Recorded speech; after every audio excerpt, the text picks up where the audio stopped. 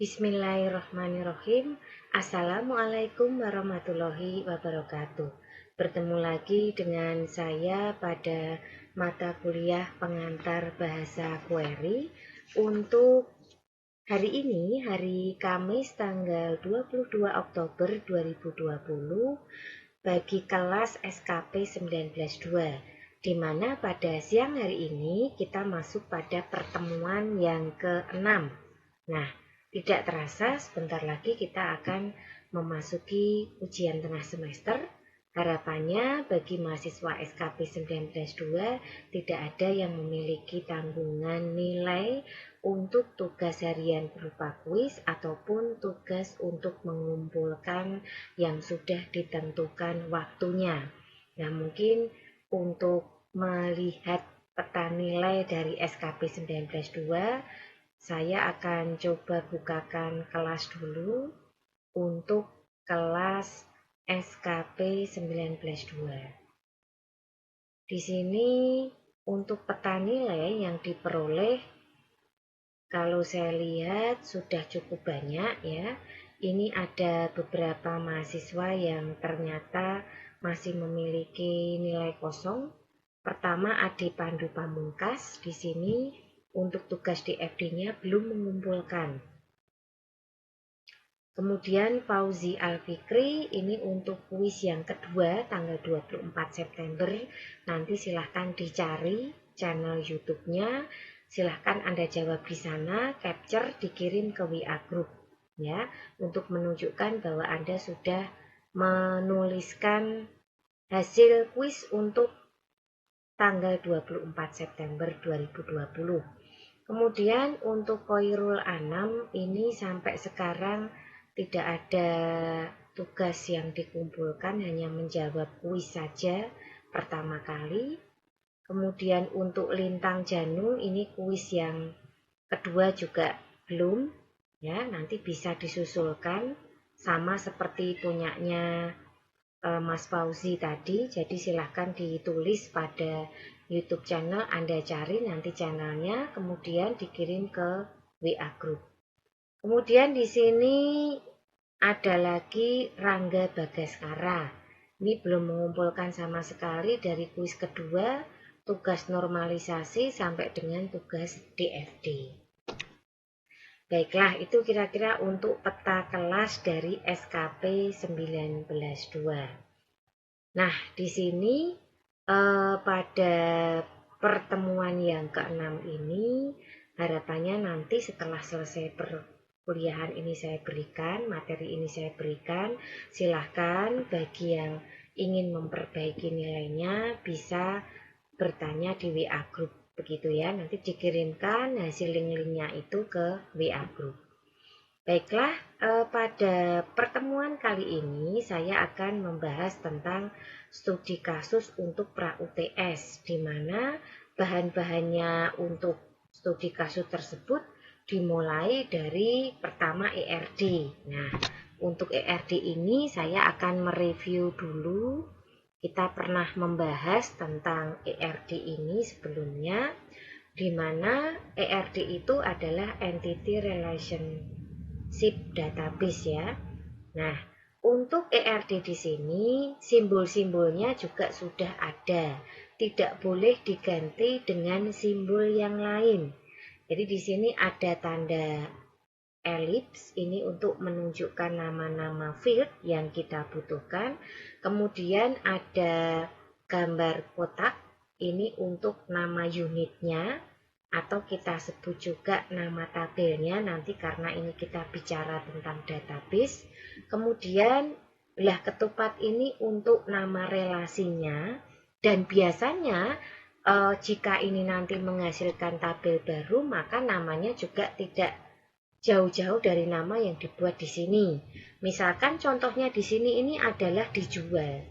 Berarti tabel yang terjadi di sini adalah tabel jual. Seperti itu contohnya. Nah, kemudian antar tabel itu sendiri ketika direlasikan ini memiliki yang namanya kardinalitas. Di mana kardinalitas itu contohnya one to one. Ya, one to many. many to many.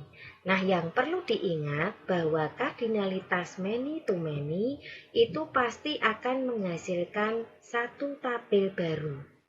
Ini yang harus diingat. Nah, itu tadi untuk ERD. Berikutnya kita bahas yang kedua tentang normalisasi.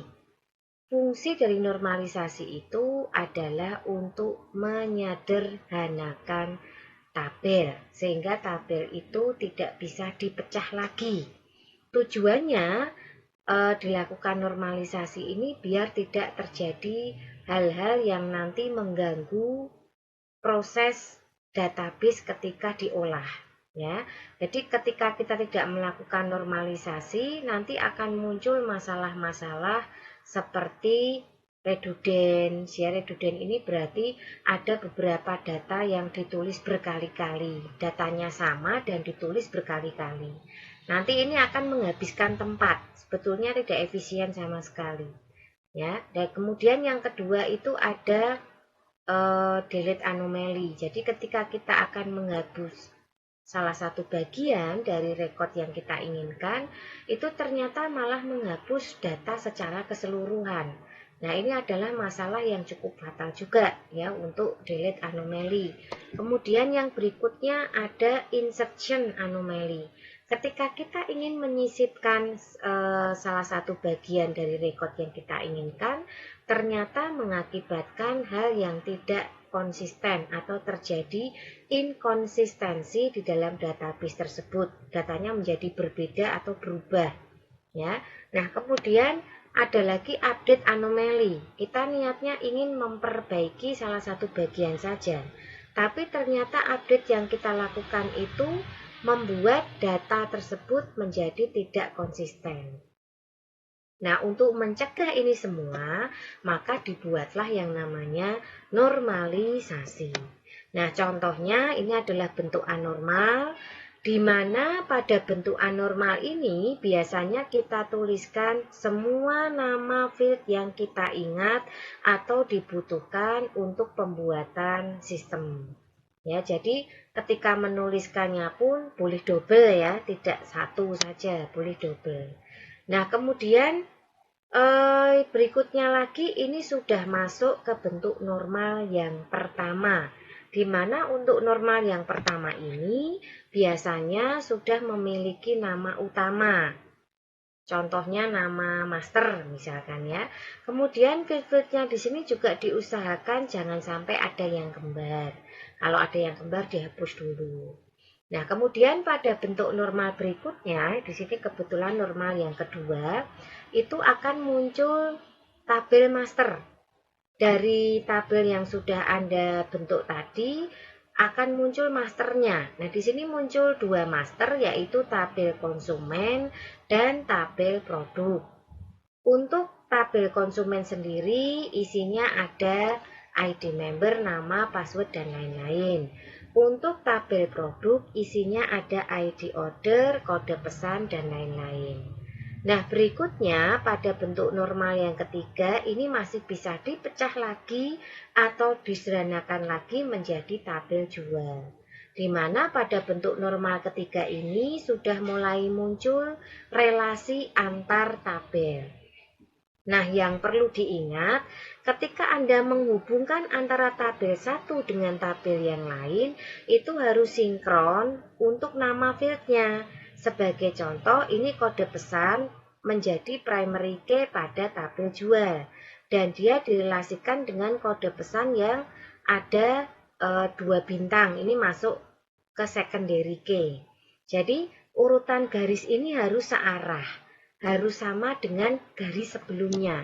Jangan sampai kode pesan ini mengacunya ke email atau mungkin ke password, itu salah ya. Jadi usahakan ketika Anda membuat relasi untuk bentuk yang ketiga ini itu betul-betul diarahkan sesuai dengan namanya. Jangan sampai berbeda. Anda perhatikan di sini untuk kode barang, ambilnya dari kode barang ke kode barang. Intinya dari yang primary ke secondary dulu. Bentuknya arah anak panahnya itu. Dan ada anak panahnya ya, jangan hanya lurus saja. Nah, ini untuk yang normalisasi. Berikutnya yang terakhir kemarin kita membahas tentang contoh DFD.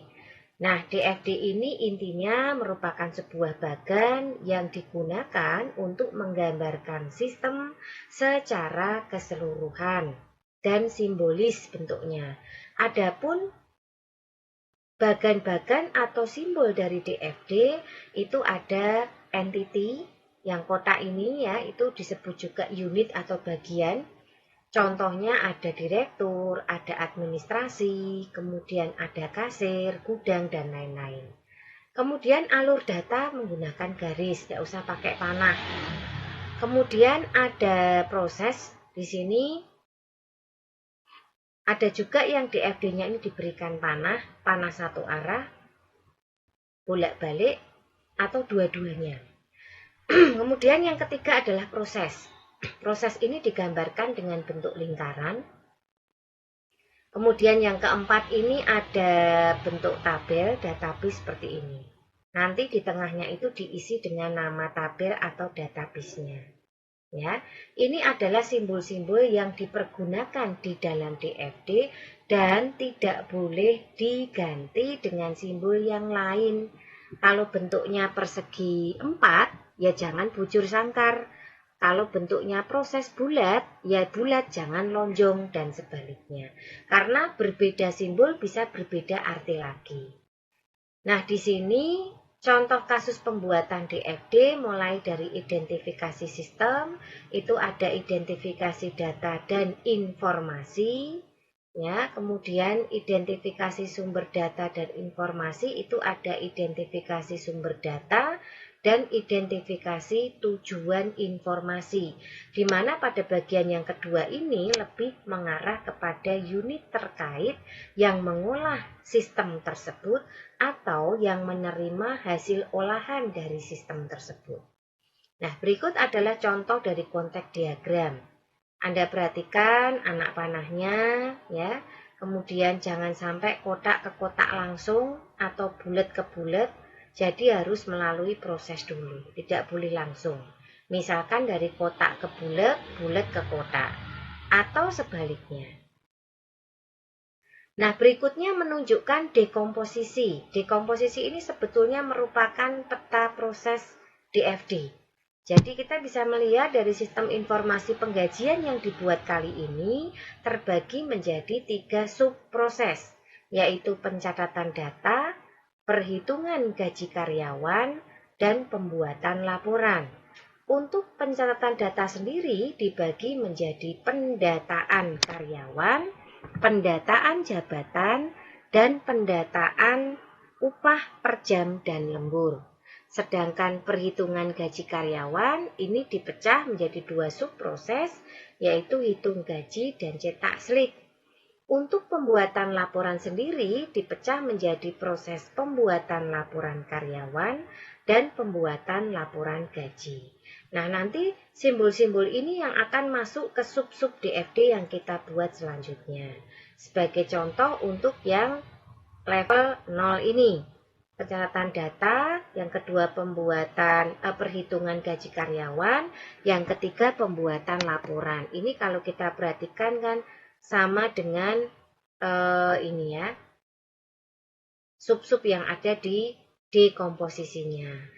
Kemudian unit-unit yang terkait dengan proses atau kegiatan tersebut. Bisa saja tidak harus empat-empatnya tampil. Intinya sesuai kebutuhan dari sistem. Yang lebih tahu mengenai sistem itu bagaimana ya tentunya si pembuat DFD ini ya, karena pembuat rancangan. Nah, ini contoh untuk level 1 proses satunya. Seperti ini. Ini level 1 proses 2 khusus untuk perhitungan gaji karyawan. Berikutnya level 1 proses 3 untuk laporan data karyawan. Nah, itu adalah contoh untuk DFD-nya. Pada siang hari ini saya akan memberikan tugas yang terkait dengan studi kasus pra UTS ya. Jadi di sini saya mengambil studi kasus tentang penjualan pada resto. Ini adalah bentuk anormalnya. Ya, bentuk anormalnya seperti ini.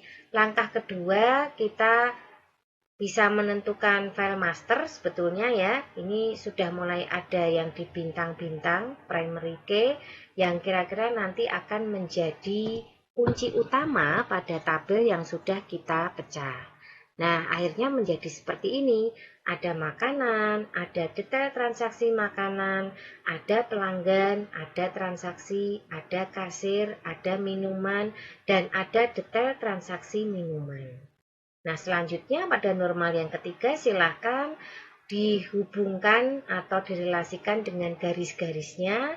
Usahakan antara yang ditunjuk dengan yang menunjuk itu ada kesamaan. Contoh ID makanan dengan ID makanan, nomor transaksi dengan nomor transaksi, dan seterusnya. Nah, itu adalah contoh dari tadi ya untuk proses normalisasi. Berikutnya kita masuk ke DFD-nya. Di sini untuk level 0-nya, ini unit-unit yang terkait seperti owner, kasir, waiters, pelanggan, dan dapur. Berikutnya untuk DFD level 1. Jadi di sini waiters menyerahkan tablet yang berisi daftar menu yang tersedia kepada pelanggan. Lalu pelanggan memilih menu yang akan dipesan. Dan waiters bertugas menginput pesanan ke dalam sistem order food. Sistem order food secara otomatis menampilkan data pesanan oleh pelanggan ke bagian dapur dan kasir. Bagian dapur akan memproses pesanan tersebut dan melakukan checklist pesanan yang sudah selesai diproses ke sistem proses dapur. Sistem proses dapur lalu mengirimkan informasi ke bagian kasir dengan lewat sistem pembayaran bagian kasir. Lalu akan melakukan cek terhadap data transaksi sebelum mencetak bill. Ini adalah keterangan dari DFD level 1. Nah, berikutnya DFD level 2, order makanan. Gambarnya seperti ini, ya. Jadi tampilkan semua menu, melakukan order, melakukan konfirmasi. Penjelasannya di sini, perangkat berupa tablet menginformasikan data makanan yang tersedia kepada pelanggan. Lalu pelanggan melakukan order dan waiters melakukan konfirmasi kepada pelanggan. Apakah sudah sesuai dengan yang telah dipesan oleh pelanggan? Jika sudah, maka waiters akan menginput pesanan tersebut. Berikutnya kita masuk ke DFD level 2 proses dapur. Gambarnya seperti ini. Ini boleh seandainya kita buat model agak miring, kemudian agak serong sedikit, boleh asalkan gambar atau simbol itu tidak berubah atau tidak menggunakan simbol lain. Nah, penjelasan pada proses dapur di sini. Perangkat berupa tablet menginformasikan data makanan yang tersedia ke pelanggan. Lalu pelanggan melakukan order dan waiters melakukan konfirmasi kepada pelanggan. Apakah sudah sesuai dengan yang telah dipesan oleh pelanggan? Jika sudah sesuai, maka waiters akan menginput pesanan tersebut. Berikutnya DFD level 2 proses pembayaran. Gambarnya seperti ini. Jadi ada proses transaksi pembayaran, pengecekan, yang terakhir laporan transaksi. Penjelasan di sini, kasir melakukan pengecekan data transaksi pesanan yang telah diproses. Selanjutnya, kasir melakukan proses transaksi berupa bil yang diserahkan kepada pelanggan. Lalu bagian kasir membuat laporan transaksi yang dapat dicek secara berkala oleh owner. Nah, berdasarkan yang sudah saya jelaskan tadi, pada akhir pertemuan ini ada tugas. Jadi, buat ERD dari perancangan di atas. Perhatikan contoh saat membuat ERD. Diperjelas hubungan kardinalitasnya antar tabel, apakah one many, one atau many. Tugas dikumpulkan paling telat tanggal 27 Oktober, ya. Jadi di sini baik pagi ataupun malam itu sama. Kemudian tugas dibuat dalam format PDF. dan berikan penjelasan untuk setiap gambar yang Anda masukkan seperti yang sudah saya contohkan tadi. Kira-kira gitu ya.